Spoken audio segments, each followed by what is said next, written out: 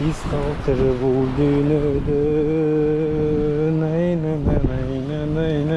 деп изим калтырайм деп кум жаап коет экен, из жок экен.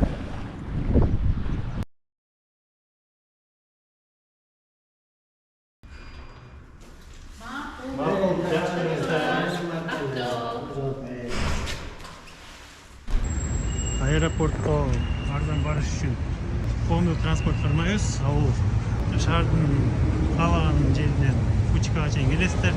Кучка бул аэропорттун көчөсү. Жана 380 номердеги маршрутка түшөбүз. Жол кире 40 сом, 60 сом. Дагы эсте жок. Откройте вот. Чоң рахмат.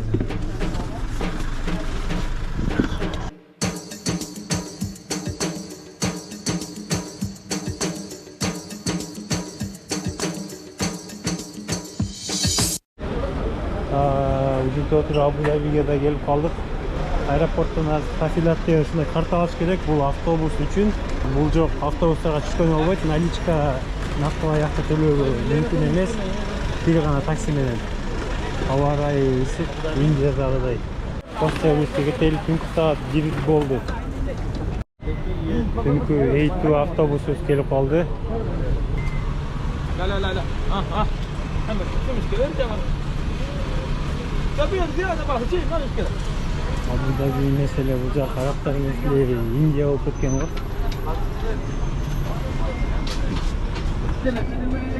Bus station, Abu Dhabi. Okay.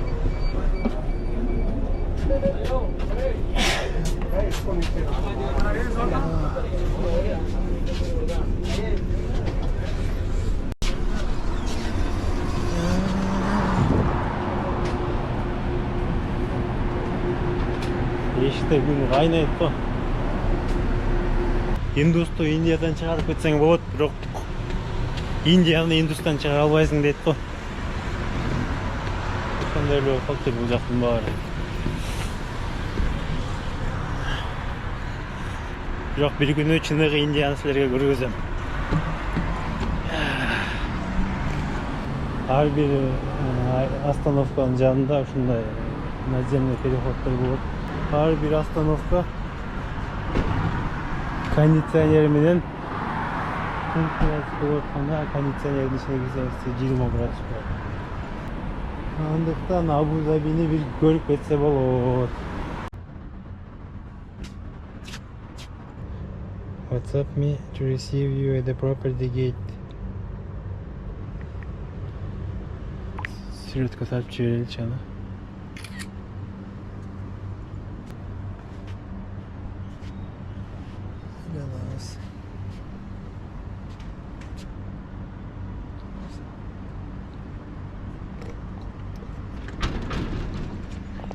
Хай.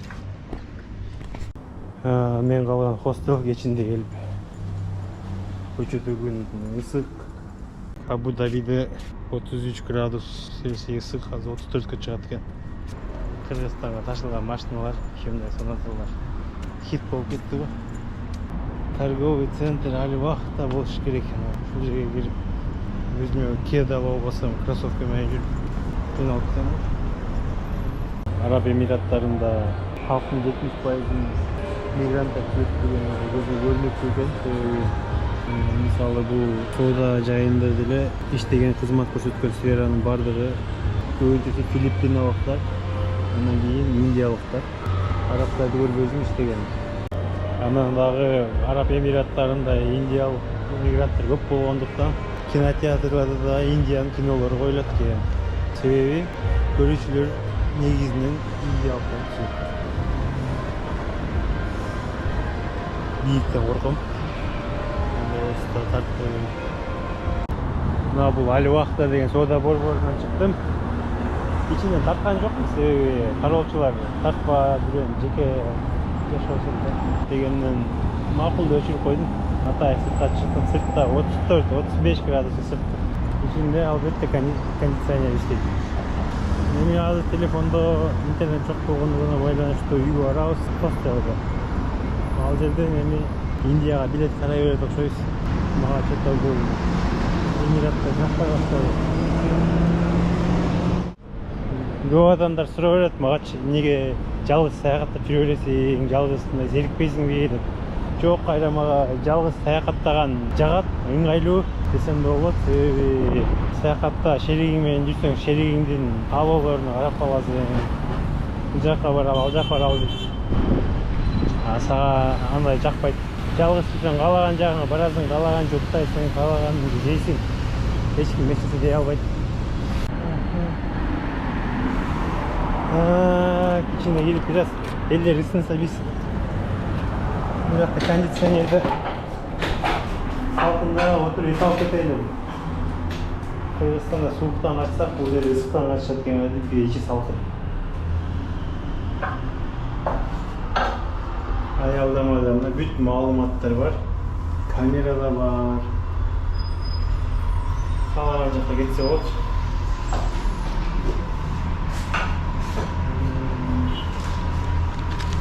Бұл жерде өзінше аял кішілердің де орды бар екен.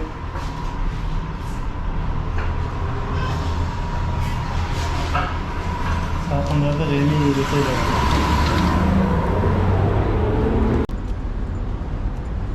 Бүгін қайнайды ғой, қайнайды шіркен. Үйде салқында жата берсем болбайды беле, ошентип арқамды құрттап дегенде. Мен негізінде үйде жүргенде Қырғызстанда еш жаққа артынша баспаймын. Көп та қимылдабаймын, ошондуктан да толықмын. Бирок саяхатқа шыққанда менден көп басқан адам болбойт го дейм. Күнүнө 30 000, 40 000 метр басам. Жана арыктайм. Арыктаган бир себеби ушул. 5 килограмм минимум арыктап отурум керек. Себеби мен саяхаттаган өлкөлөр биринчиден ысык, экинчиден көп басам, көп кыймылдайм. Үчүнчүдөн тамак жебейм, себеби тамагы тааныш эмес мага. Ошондуктан дагы арыктайм.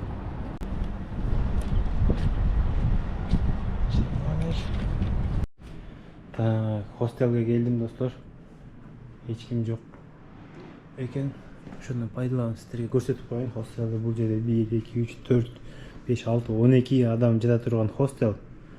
Ар бир койка, ар бир место $18 болду. Мен 2 күнгө алдым, $36 төлөдүм. $32 плюс $4 налог.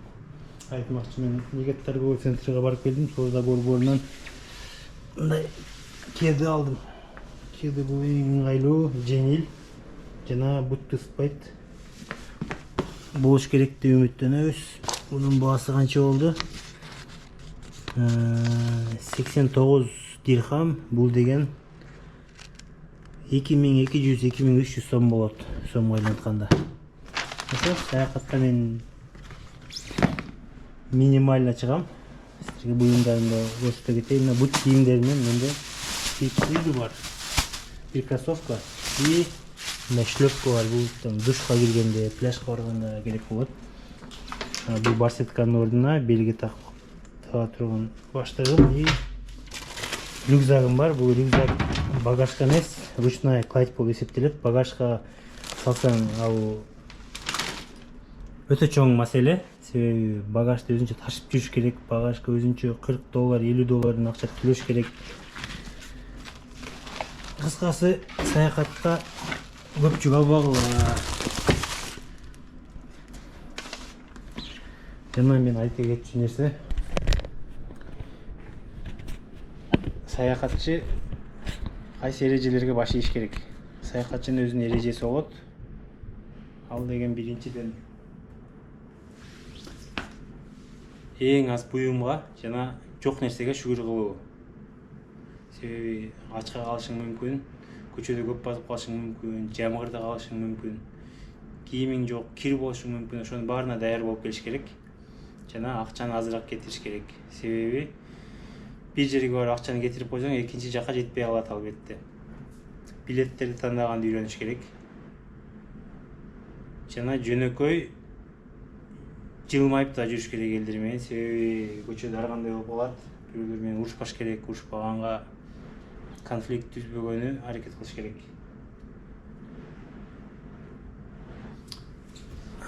Көчөдө 34-35 градус, бөлмөдө 23 градус, кандай гана рахат. Менин жатчу жайым мынакей $18 бир түнүнө.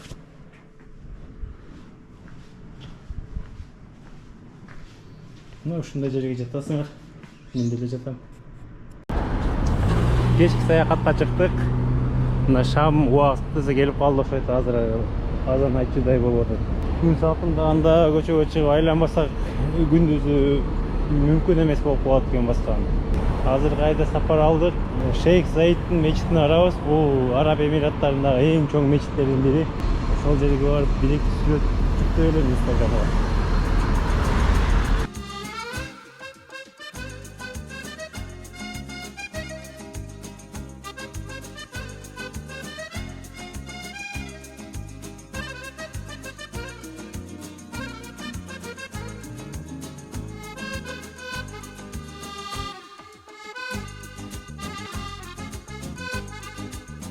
حبيبي يا نور العين يا ساكن خيالي عاشق بقالي سنين ولا غيرك في بالي حبيبي يا نور العين يا ساكن خيالي عاشق بقالي سنين ولا غيرك في بالي حبيبي حبيبي حبيبي يا نور العين Абу Дабиде экинчи күн достор. Бүгүн түштөн кийин Дубайга барабыз. Узак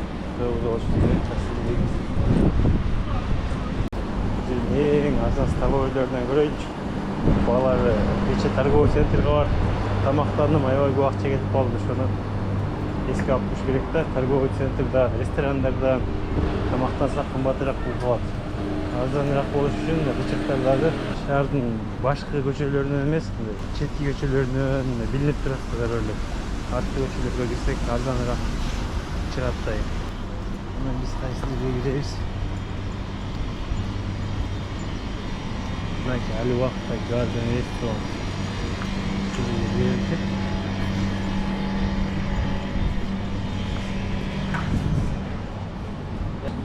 Men tamak sakas kılgan chicken biryani tovuqtan jasalgan.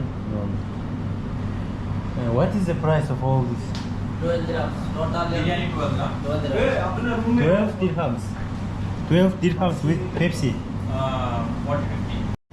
Eң кызыгы достор. Мен дайыма ушундай унутчакмын, азыр элестетпейсиздер, эмне унутуп коюпмун. Рюкзагымды унутуп коюпмун азыр тамактанган жерге. Кайра барабыз эми. Өзүм таң калам да ушу сумканы унутуп кантип чет жерде жүрөм. Документти унутуп коем, кээде кийимдеримди унутуп коем. Дайыма сөзсүз бир нерсе унутуш керек да. Бирок багым бар, дайыма барган жерде табылат. Керектүү нерселеримди унутпайм. Автоматтык түрдө аларым, сумкада болот же жанымда болот.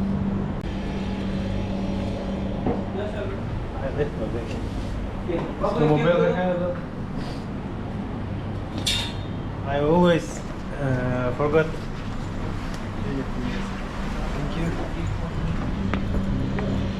Англисчени да унутуп калыппыз го.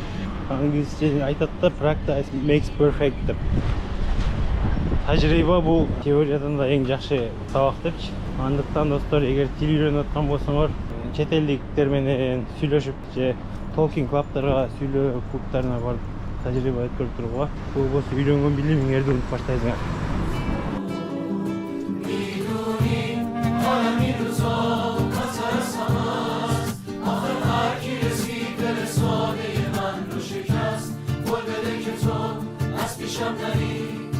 آسمان دیگه عاشقی جاده یک طرف است میمیرم بری آخرین نفس پروازه تو قفس شدم بی نفس شدم دیگه تنها شدم توی دنیا بدون خودم راستشو بگو این یه بازیه نکنه همه حرفای تو Heritage Village'dan кетип атам. Баягы эле көрүнүш. Менден башка көчөдө баскан адам жок, жумушчулар эле. Дейин десем алыстан туристтерди көрүп калдым. Орустар окшойт. Васялар. Чындыгында күн ысыкта бул жерде Араб Эмираттарында жалпы эле жүргүнчүлөргө шарт деле каралган эмес. Бар албетте малайзиячалык эмес, бирок адамдар чанда эле басышат, алар көрүнбөйт эле. Негизинен жумушчулар.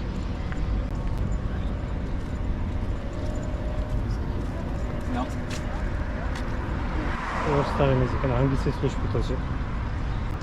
Адилет, саякатка чыгып мынтип жүдөп эмне кыласың, ошол акчаңды кетирбей мал жан кылып алып анан кийин саякатка кийин чыксаң болот эле го. Жок дегенде машина алып алсаң Кыргызстанда же үй жайлуу болуп алсаң шашпай чыга берет элең го деген сөздөр көп болот. Албетте кийин деле акча чогултуп алып 40ка чыкканда 50-60ка чыкканда саякатка чыга берсек болот. Бирок жана мемдер бар го, 60ка чыгып саякатка барып уктап калгандар. Ошол убакка чейин күткүм келбейт чыдап. Азыр мүмкүнчүлүк бар. Эми кеп бир аз акчада, бирок арзан саякаттоонун жолдору бар.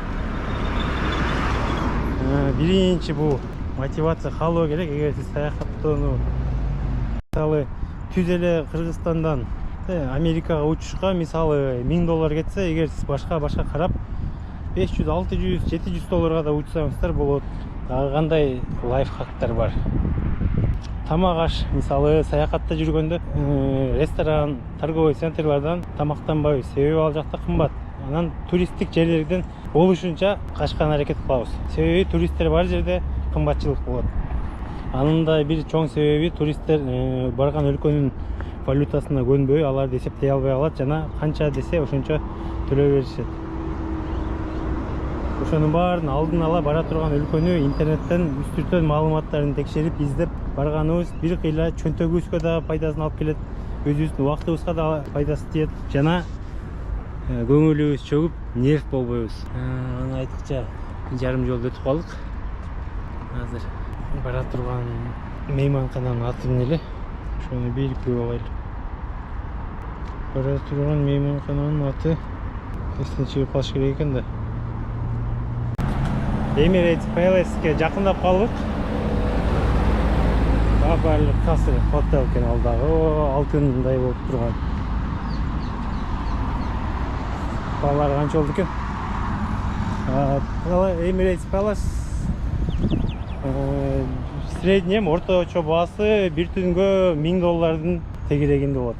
Эгер акчаңыздар көп болсо, келип ушул жерге түнөй бергиле. Уктайсыңар, бассейнде түшөсүңөр, тамагын жейсиңерби, залына барып машыгасыңарбы, эмнесин кааласаңар бүт баары бар, бирок бир түндө баарына жетишпейсиңер албетте.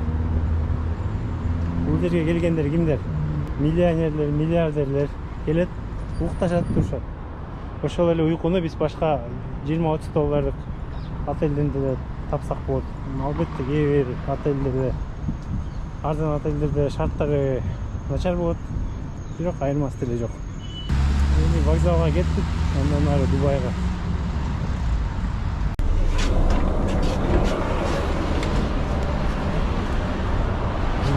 Вокзалга келдик.